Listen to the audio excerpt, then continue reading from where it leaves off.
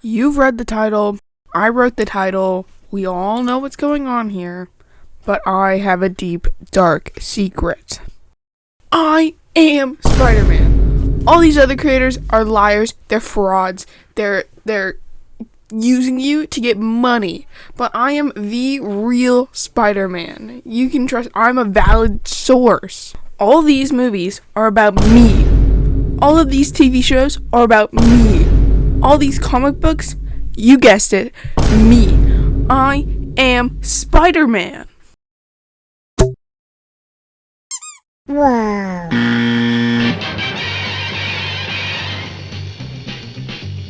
Hi, I'm Raven, and I'm very normal about Spider-Man. Like, ask my friends, they probably wouldn't even know that I like Spider-Man. You know, I'm like mildly interested at What do you mean? What about my what? No.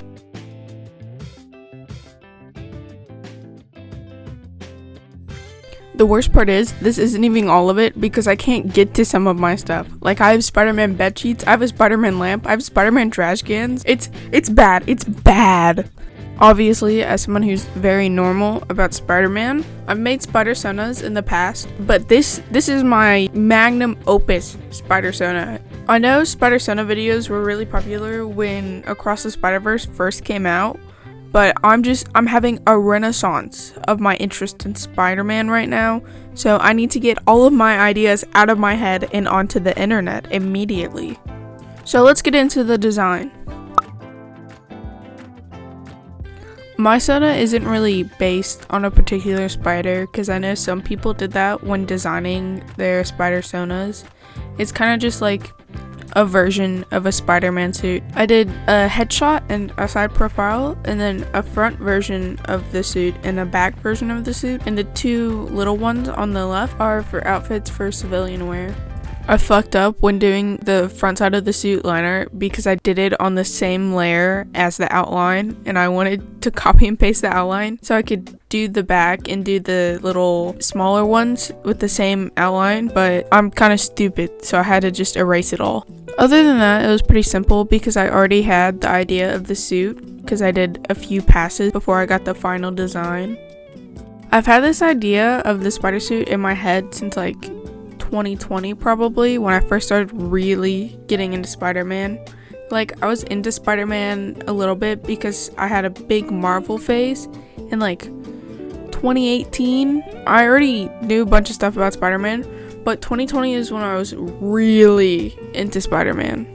I debated on putting webs on it or not, but I think the webs would make it look too busy, and I think the design can stand alone without the webs, and you can still tell it's a Spider-Man design. I got the general idea of the design from the fact that the logo on the classic Peter Parker suit kind of just sits on top of the design instead of being like a main part of it. So I flipped that concept and made the logo the focal point of the design. I actually have that exact outfit on the right outfit reference, so that's why I put it. And the left one, I just thought it was cute and it fit me as a person and the Spider-Sona as a character. I did some basic shading and colored the liner, and then it was done. I'm really happy with how it turned out, and it was a great reference for my next piece of art. Whoa, a segue, whoa! First and foremost, I would like to point out that I'm not just a movie fan, but also I'm a comics fan. Ask me anything about the Spider-Man comics lore, I will not be able to answer you because I have no fucking clue what's happening in them. But I am a comics fan. And as a Spider-Man comics fan, I got into Spider-Man and Deadpool, which got me into Deadpool, which got me into Gwenpool. I love Gwenpool. I'm so convinced that my self-insert and Gwenpool would be BFFs, even though he would think that she's really strange. I like how Gwenpool's technically a combination of Deadpool and Gwen Stacy, but she's nothing like either of them, and she's able to stand alone as her own character. I think it's so funny that her legal name is Gwenpool. Like, you just become a comic book character and you're not trying to hide your secret identity at all. Like, I guess you could argue that she's hiding in plain sight, but still, why would you be risking that? Gwen means a lot to me because she's one of the only aromantic characters I know of. Like, others come to mind that haven't said they're aromantic in the media they're in. And Isaac from Heartstopper, who I love. I don't know, I guess aromanticism is a pretty new identity compared to other sexualities, but it can't be that hard to have someone say they're aromantic because you literally don't have to do anything else with that. Like, if you say a character is gay, you're gonna have to follow through with that. I don't speak for every aromantic person, but generally, aromantic people don't date, so you literally don't have to do anything else.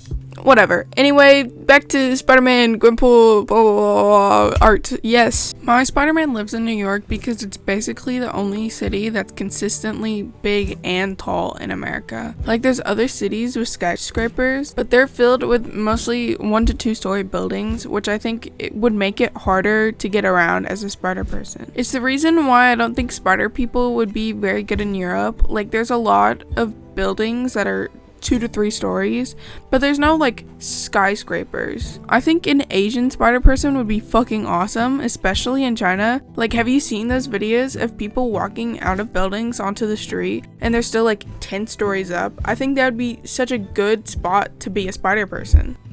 I'm super happy with this piece, but it took 7 hours. And 4 of them were just line art. I was going crazy by the end of it. I was so happy to get to the coloring and rendering process, and then it only takes like an hour and a half to 2 hours. I was pissed off that it was easier. But I think the line art on this one is some of the best line art I've ever done. As a person who hates line art, like, put me in a room with line art and only one of us is walking out. I hate line art, but I ate on this one, guys.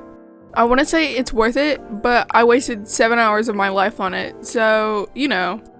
The line art did make the coloring and rendering a lot easier because, like, it was more obvious where I should put the colors because I already had outlined that.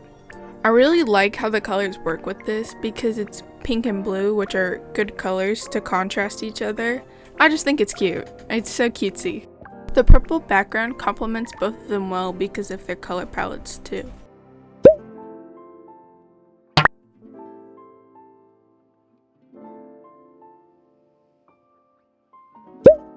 I'm so happy with this piece. It looks really nice.